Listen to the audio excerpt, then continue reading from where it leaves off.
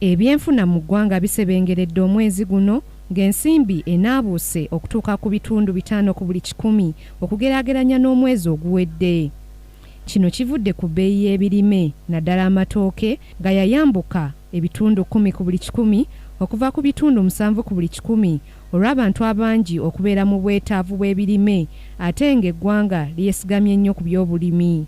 Ekisinga okweraliikiriza by'ebyobulimi obutateekebwamu nsimbi zimala ng'abantu bakyalimira ku mbeera y'obudde ekyukakyuka etakyasobola kwesigika. Many food items, food crops have gone up, and also those processed foods like maize flour, the price has gone up. Sugar, the price, the inflation is up because of what? Of those, as a result of the what? Of the long drought which we have been experiencing. Secondly, in addition, because of the seasonality, you know that during this month there is always some demand, special demand. As well that now there is a demand for certain items. Wabula emiwendo gy'amafuta omuli petulooli, diesel ne kerosini gyayambuse ekitundu 1 ku buli 100 omwezi guno.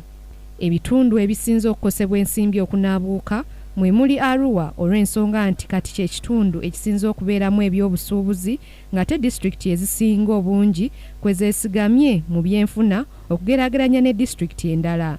Ebyentambula nabyo byalinnye olw'omuwendo gw'abantu abagenda mu byalo okweyongera wadde nga emmotoka zibadde mu bungi. Arua ebintu naddala emmere bwegendayo eba enogabanyizibwa mu bitundu ebyetooloddwa naddala Congo ne Southern Sudan.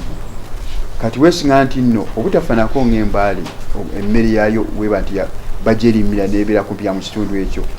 Naye mu Arua emmere erimwa negenda yonna egabanyizibwa kumpi nabo bagyetoolodde okusinza ku bwetaavu obuliwo. Ebintu ebirala ebyambuse ebbeeyi mwe muli amazzi, amasannyalaze, amayumba, ebyobulimi, ebyenjigiriza, ssaako wooteeri n'ebifo ebiriirwamu.